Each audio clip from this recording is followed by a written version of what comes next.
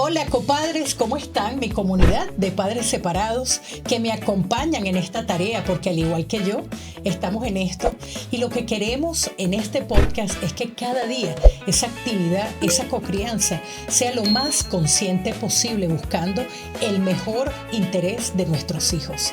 Sean una vez más bienvenidos. High conflict.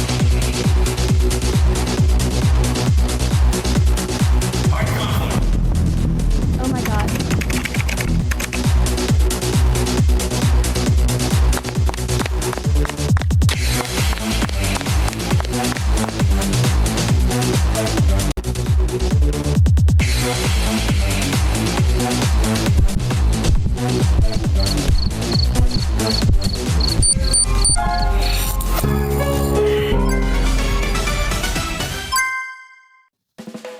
Y en este episodio me vuelve a acompañar nuestra sponsor, nuestra asesora en ley de familia. Qué importante es conocer nuestros deberes y también, por supuesto, nuestros derechos. Ella está aquí representando a Petkovich Law Firm y es Ivette Petkovich. ¿Cómo estás? Bienvenida. Muchísimas gracias, un gran placer estar acá contigo hoy. Ay, ¿qué opinas de nuestro nuevo salón de podcast? Está bello, se siente súper como en casa, de cierta manera, bien lindo, bien coqueto. Qué bueno, te damos las gracias en nombre de toda mi comunidad y lo primero que por lo que te doy gracias es por ese valor que aportas en cada podcast, porque es una asesoría legal que en este podcast es gratuita, así que aprovechenla. Y en cada uno de los episodios tenemos un punto legal. Es como un tip, es como alguna herramienta que ella nos pone allí a servicio para todo este tema de la cocrianza. Y bueno, Ivette, gracias de verdad por creer en este proyecto, por apoyar a esta comunidad y quise traer el tema de repetir un poco algunos conceptos que ya nos dijiste de child support, de manutención, por el hecho de que varias personas me escribieron por el WhatsApp queriendo conocer más detalle, ¿no? Entonces, tenemos hoy vamos a hacer un podcast mucho más amplio y vamos a comenzar por el concepto de qué es la manutención infantil. ¿Y por qué es que el estado de la Florida o Estados Unidos o la ley, donde quiera que sea, lo exige? ¿Por qué los padres estamos obligados a pagar? Por supuesto. Bueno, child support es algo que en sí no puedo decir definitivamente que en todos los estados, porque no soy licenciada en todos, pero sí te puedo decir que es un concepto básico de la ley de familia, ¿no? Y seguro todos los estados tienen su propia manera de calcular y determinar. Pero para responderte la pregunta, o sea, lo que child support básicamente es una obligación legal que tienen padres. Y la idea de esa obligación es que cuando dos padres no están viviendo juntos en la misma casa, que el niño o los niños van a tener dos casas diferentes y que los niños puedan vivir como una calidad de vida similar a la que viven en la otra casa. O sea, que no haya tanta diferencia dentro de ambos. O sea, esa es la idea del child support. Y dentro de ese número lo que consideran es, obviamente, techo, electricidad, o sea, internet, todo lo que un padre paga, la parte que consume el niño. La calculación da intenta tratar de calcular qué porcentaje de esos gastos le corresponde a ese niño. Y entonces lo transfiere en un número, una cantidad de dinero que un lado tiene que pagarle al otro. Ahora, ¿quién le tiene que pagar al otro? Depende, y me imagino que me vas a hacer más preguntas para llegar ahí. No te me adelantes y dijiste algo que diferente, de verdad. Cada vez que yo te escucho aprendo, porque uno se imagina las cosas de una manera. Y en lo que estabas explicando es como que hay que tener un equilibrio, y a mí me parece eso como un reto, porque lo que es para mí mi casa y mi manera de comer y mi manera de cultural y lo que sea es distinto, puede ser distinto en la otra casa. Pero quiero que me cuentes cómo se establece el child support específicamente en Florida, es decir, ¿cómo lo calculan? Ok, so En sí hay una ley, un statute, ¿ok? Y en ese statute explica cómo hacerlo. Obvio, uno no es abogado. O sea, los que no son abogados no necesariamente van a mirar la ley y decir, oh, así como se hace. Nosotros con los años, con el tiempo, entendemos. Además, quiero explicar, hoy en día hay... Disculpa, te voy a interrumpir. Sí, no es algo que alguien puede calcular. Cuando dices no soy abogado para calcularlo. O sea, no, uno lo puede calcular uno mismo. Lo que estoy tratando de decir es que cuando uno ve la ley, si uno no es abogado, no tiene experiencia, no va necesariamente a entender automáticamente cómo calcularlo correctamente. Lo que te quería explicar era que los mismos abogados, nosotros contratamos software, aplicaciones donde nos ayuda calcularlo, donde nada más que ponemos los números y el programa produce, pero igual hay una manera de hacerlo tradicional, ¿no? Con una calculadora. Y entonces, y te voy a explicar en más detalle, pero básicamente entras esos números. Hay ciertos números básicos que se utilizan, ¿ok? Primero que nada, los ingresos de ambos lados. Okay, ¿qué considera la ley ingreso? Ok, so, por ejemplo, salarios, comisiones, ciertos, hasta los mismos beneficios de deshabilitado, ciertos beneficios de Social Security, todo eso ingreso. Si uno tiene un apartamento donde recibe ingresos de renta, eso se incluye también. Sin embargo, puede haber una persona que no trabaja, un adulto que no trabaja, pero los padres tienen plata y los padres le dan $2,000 al mes a esa persona. O sea, ¿te refieres a los padres menores de edad? No, lo que estoy explicando es que si uno depende de cierto ingreso mensualmente, ese ingreso se va a considerar como ingreso por propósitos de calcular el child support. So, a lo que me refiero es, obvio, ingresos tradicionales, un trabajo que uno tiene, un salario, trabajo por hora, pero también ingresos por bienes, distribuciones de lo que son stocks. Eso si lo recibes. Inversiones que recibes mensualmente. Y lo que estaba explicando para dar más detalle, por ejemplo, hay un adulto que por cualquier razón no trabaja, pero los padres están bien posicionados económicamente y los padres le dan dinero a esa persona mensualmente. ¿Ok? Eso se puede considerar. ¿Ese dinero se llama regalo? No hay una etiqueta así, solo es ingreso. Si hay un historial que la persona lo está recibiendo a menudo, es ingreso. So, quería explicar esa parte porque creo que decir ingresos de uno no le da justicia a la explicación de qué es lo que es un ingreso. Seguro. So, para calcular el child support se utiliza los ingresos, como lo he describido ahora, de ambos lados, y también se utiliza la cantidad de overnights que cada padre se pasa con los niños. O sea, el niño o los niños actualmente tienen que dormir en la casa de esa persona para que ellos reciban crédito, como que esas son las cantidades de noches que el niño se queda con uno y con el otro. Porque ahí es donde como que es mirado que cuando el niño está en esa noche y en ese compartir con el otro padre, es donde recibe parte del ingreso del padre. Como algo pero así. Yo lo explicara de otra manera. La razón por cual utilizan el overnight, él tiene que dormir la noche ahí, es por la idea que si el niño está durmiendo ahí esa noche, está consumiendo renta o hipoteca, está consumiendo electricidad, internet, está consumiendo gastos. Bueno, de día y de noche. Cierto, pero es como un concepto legal. Claro. Y si el niño se pasa hasta las 10 de la noche en la casa, pero no duerme ahí, no le van a dar.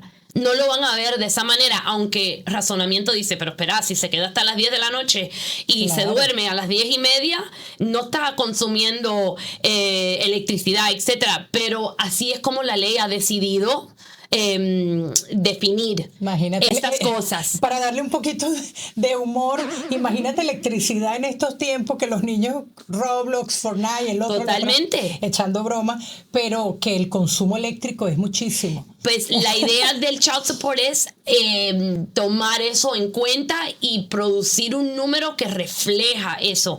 Y por último, la tercer grupo de números que se utilizan para determinar el child support es si los padres, si uno de los padres o ambos pagan un seguro médico del niño a través de su trabajo, o actualmente cada uno va a recibir crédito y eso lo vamos a hablar. Y también childcare, lo que es el cuidado del niño, si es un daycare o un aftercare cuando salen de la escuela. Seguro. O técnicamente un nanny, también. Entonces, si es necesario, eso se puede utilizar. Esos son los tres más importantes. Tenemos el ingreso de la persona, número 2, la cantidad de noches, y número 3 viene siendo un pago adicional que se haga por el cuidado de los niños y el seguro médico. Y el seguro médico. Exacto. Okay. Y Beth, en esta manutención hablaste que básicamente se calcula lo que es necesario para vivir. Agua, luz, electricidad, renta. En eso que nos vas a mostrar, que te pedí que trajeras un poco más detallado, ¿existe lo que puede ser algún gasto extra? Ok, cuando se calcula el child support actual, solamente lo que yo te he explicado a ti son los números que el abogado entra o en la aplicación o tradicionalmente lo calcula. Y técnicamente ese número captura lo que dije, esos gastos regulares como renta, electricidad, etcétera, el seguro médico y el cuidado de los niños. El child support solamente consume ese número o incluye ese número. Todo lo demás, como hacen ballet, pelota, eso no lo que se calcula legalmente. No, eso no está incluido. Pero en el child support, y eso lo vamos a hablar en un momento, cuando se hacen los números, lo que el child support hace, lo que la ley hace es armar como un número completo, por decir $1,000. Ese número $1,000 es lo que representa los gastos, lo que cuesta el niño mensualmente. Estoy inventando el número pero dar el ejemplo.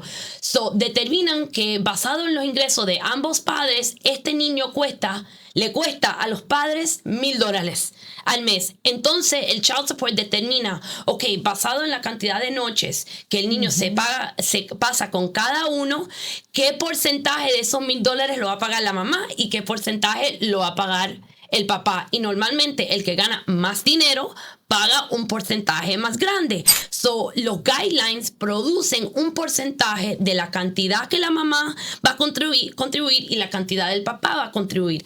Para hacer la explicación fácil, vamos a pretender que ambos tienen ingresos similares y es 50 y 50. Porque son muy cercanos lo que la ingreso. Entonces, la mamá es responsable por 500 y el papá es responsable por 500. Entonces, la calculación produce qué cantidad cada uno tiene no cada uno, qué cantidad el que debe más que el otro le tiene que pagar al otro para crear ese equilibrio. ¿Por qué comento de esto? Porque esos porcentajes, ese 50-50 que estoy hablando, a veces es 40-60, 70-30.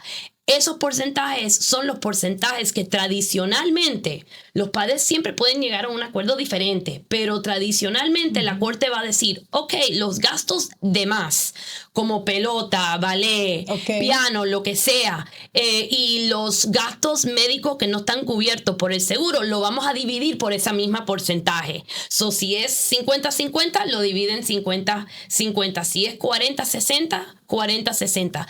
Digo esto para tratar de darte una explicación más clara de cómo se determina quién y cómo se va a pagar esos gastos adicionales. No están en el número. Y ahora, ¿el cuándo es mensual? Siempre.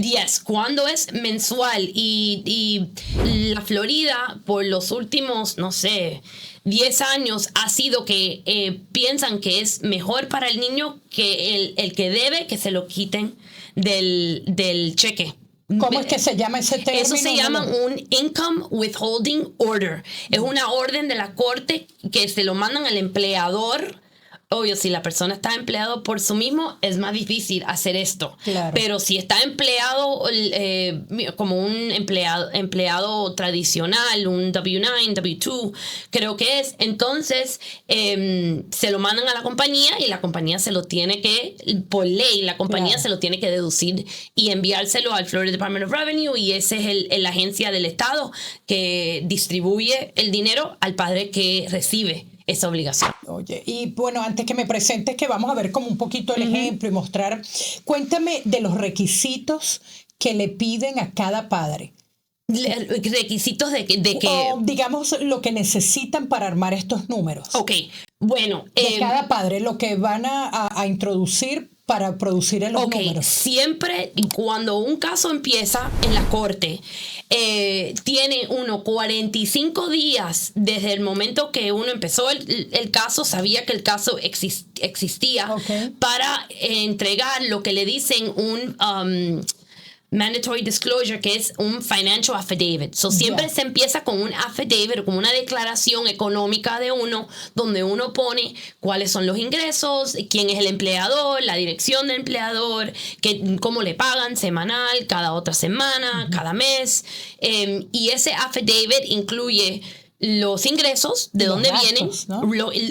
también, y eso no lo mencioné tanto, ojo, uno puede, el affidavit para llegar al número final, la ley del child support deja que se deduzca ciertas cosas como los impuestos que uno paga.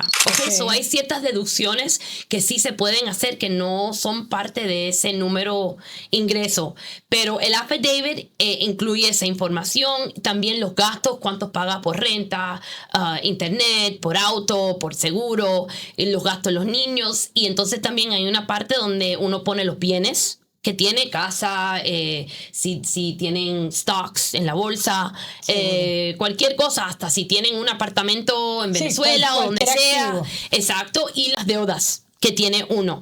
Entonces, eso es lo primero que uno tiene que entregar para empezar a llenar el worksheet, que es la calculación. Que tenemos una modelo aquí, ¿no? Yes, tenemos una modelo. Y antes de ir al worksheet, te quería... Hay padres que te ha pasado, has visto, como para saber cómo lo mira la corte, que han llegado a un acuerdo que está ya en la corte establecido de porcentaje, de que esto es lo que va a ser el child support, y ellos hacen algo distinto en acuerdo. Ajá. Y cuando viene un conflicto, ¿cómo se maneja eso? Porque si hay otro acuerdo, perdóname, diferente al que ya fue establecido, cualquier cosa hay que pasarla por la corte nuevamente. Ok, los padres siempre pueden llegar a su propio acuerdo.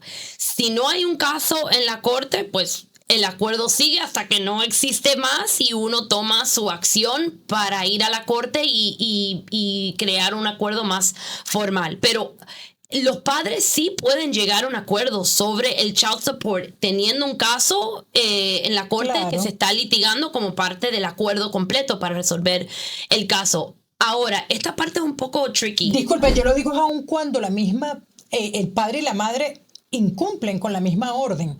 Porque fue pasando el tiempo y fueron cambiando las cosas, pero no lo hicieron legalmente.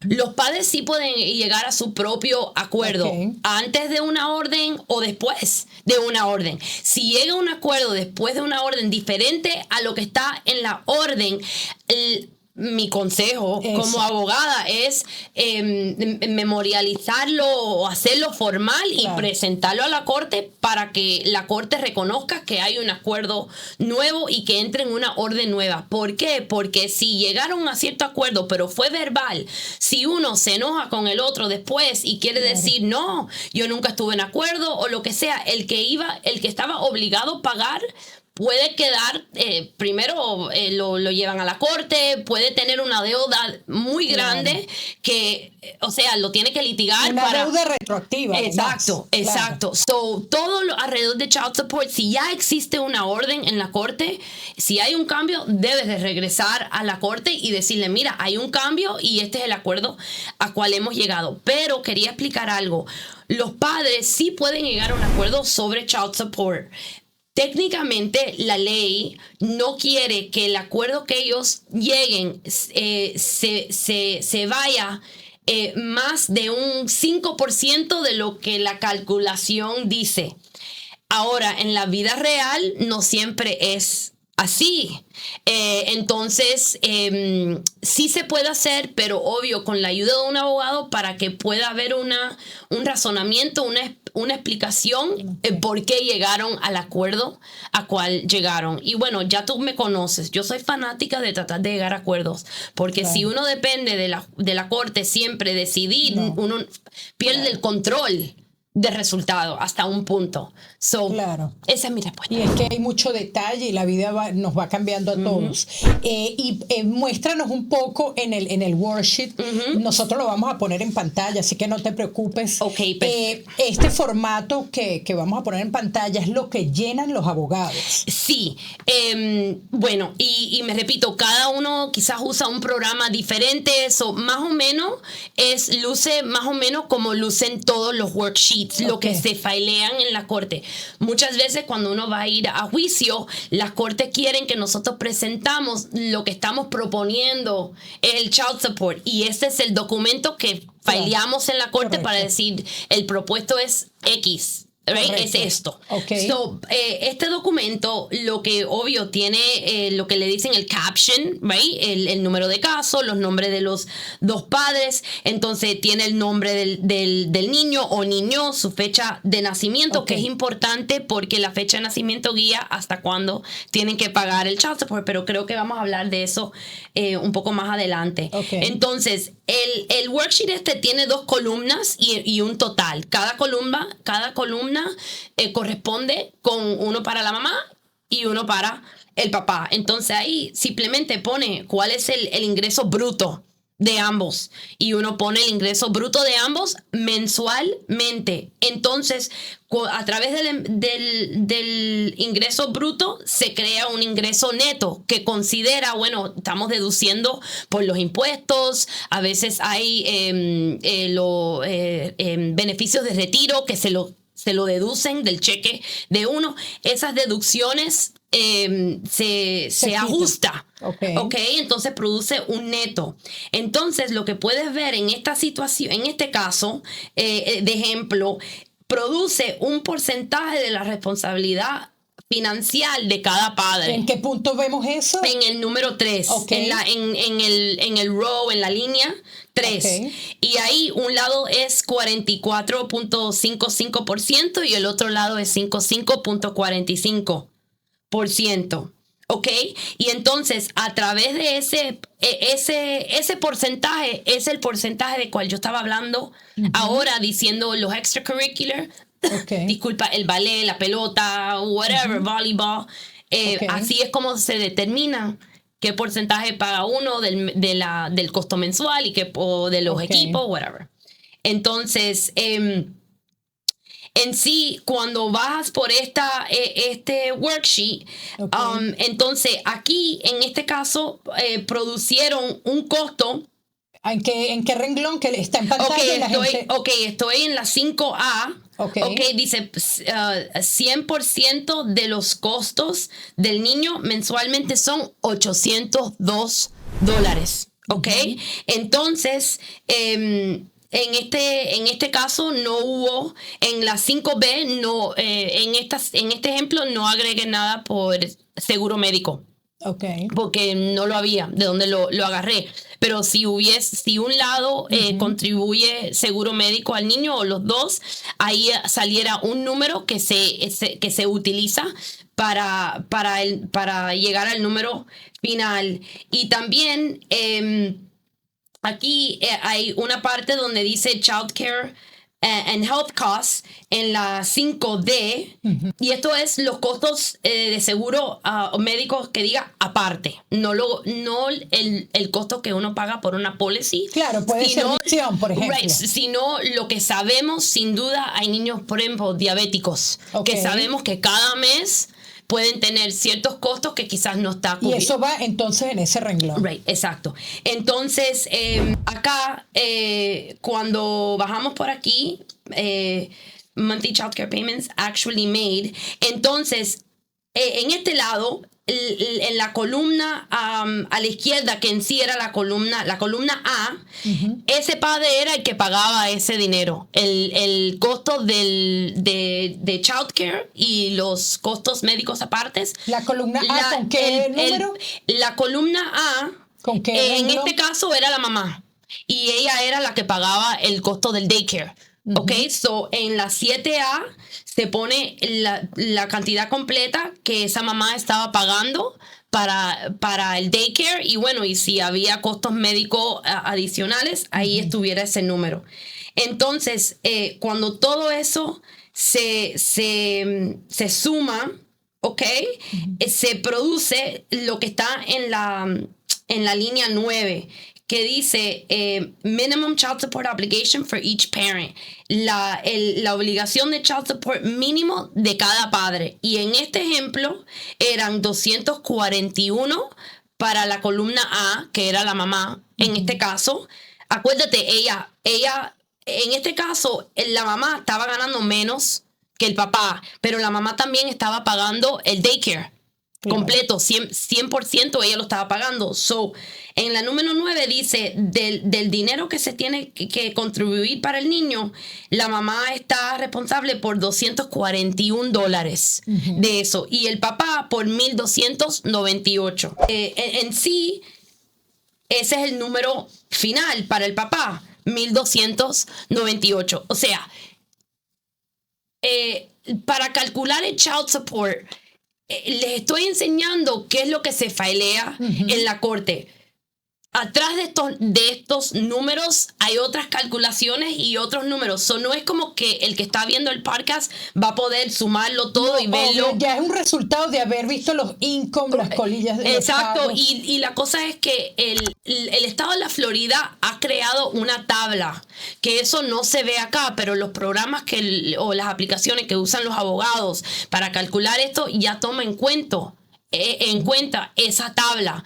Y pues bueno, es muy difícil de literalmente, o sea, en unos minutos explicarlo completamente, pero este documento que uno está haciendo es el documento que se presenta en la corte. Y pues bueno, a lo mejor la mamá, vamos a pretender, la mamá es la que está presentando esto a través de su abogado. A lo mejor el papá presenta otra versión, claro, donde y trata de argumentar a la corte que el número debe ser estos números en vez de lo que están acá. Y ahí es donde tienes una situación donde los dos lados están peleando sobre cuál es, claro, la cantidad.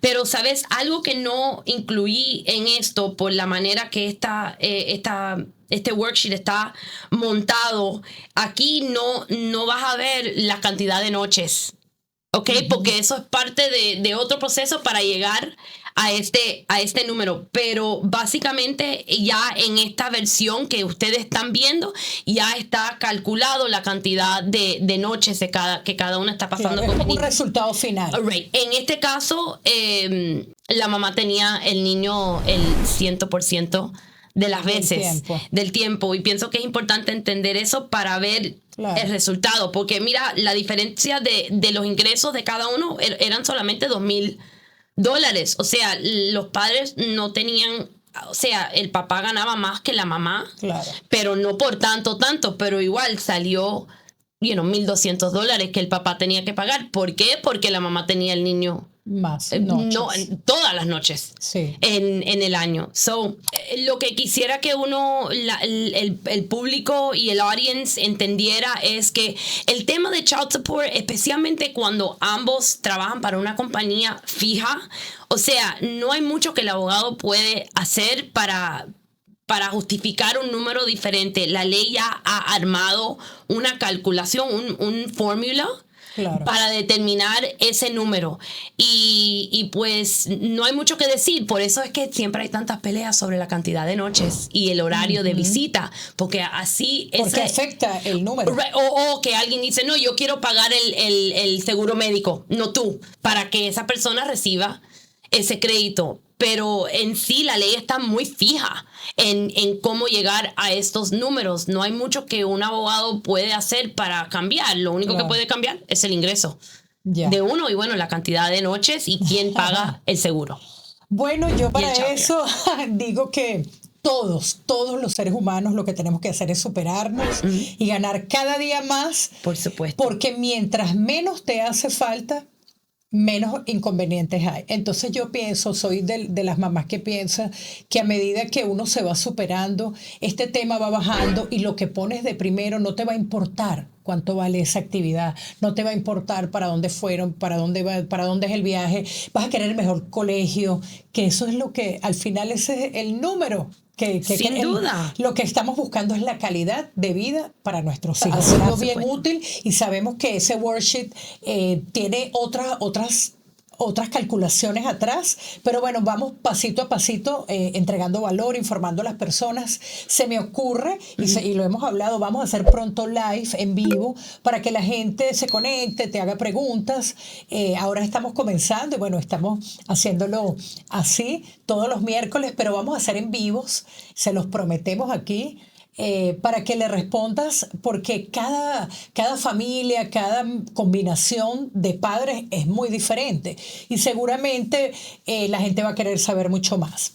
Sería mucho gusto de mi parte de hacer un live y responder en vivo. Al fin del día me encanta ayudar a las personas y aunque no necesiten un abogado en ese momento, pero el entender y el saber los puede ayudar mucho en su vida diario. Con mucho gusto. Cuenta conmigo y pues quiero invitar que uno haga su propio research. La ley que se utiliza para determinar el child support es Florida Statute 61.30. Creo que inicialmente dije 13. A veces como yo pienso en inglés y hablo en español me salen mal las cosas. Pero bueno, para que sepan es el 61.30 que es el statute, la ley como le llamamos nosotros, que guía este tema de cual hemos hablado. Oye, qué bueno. Y bueno, ahora ChatGPT también nos ayuda un poco. Por supuesto, no se compara con lo que es tener personalizada la ley de acuerdo a mi caso y tener un abogado. Pero ahí está, todo está disponible. Así que bueno, gracias una vez más. Nos vamos, nos despedimos y continúa este tema del child support. Y hasta la próxima. Hasta la próxima. Bye, bye. Bueno, quería compartir con ustedes un poco de consejos alrededor de el problemas que uno puede estar teniendo con la manutención, el child support dentro de ti, la mamá o el papá. Para mí, lo que yo he encontrado en mis años, ya van a ser casi 20 años como abogada y 15 por mi cuenta, con mi bufete, no vale la pena no ser honesto, para ser sincero, con los ingresos de uno, con el dinero que uno gana. No vale la pena porque primero el que está perdiendo es el niño, no es el otro padre. Aunque uno a veces las emociones lo deja que lo impacta de una manera que quizás no es razonable de pensar de esa manera, el que en sí estás dañando es el hijo cuando uno no es honesto con sus ingresos. Y por segundo, sí hay maneras de verificar ingresos, porque el empleador tuyo obviamente está reportando el dinero que uno está ganando a diferentes agencias, especialmente lo que es el IRS. Entonces, al fin del día, mi consejo es ser honesto con los ingresos de uno y entender que los números son los números. No hay mucho que los abogados pueden hacer para cambiar eso. Es mejor enfocarse en tener buena relación con el otro lado, en entender qué más puede necesitar el niño y dentro de ambos llegar a esos acuerdos. Y pues bueno, sé que ese es el propósito de este podcast y de este proyecto, de dar ese consejo, que traten de cooperar juntos. El niño siempre beneficia mucho más de esa manera. Bueno, mis amigos, ¿qué les puedo decir hoy del reto? Una vez más, entendiendo cómo puede ser una ley indicándonos lo que debemos hacer, y obviamente eso es prehistórico y hace falta ese orden, esa ley. Pero todos nosotros sabemos lo que cada uno debemos hacer.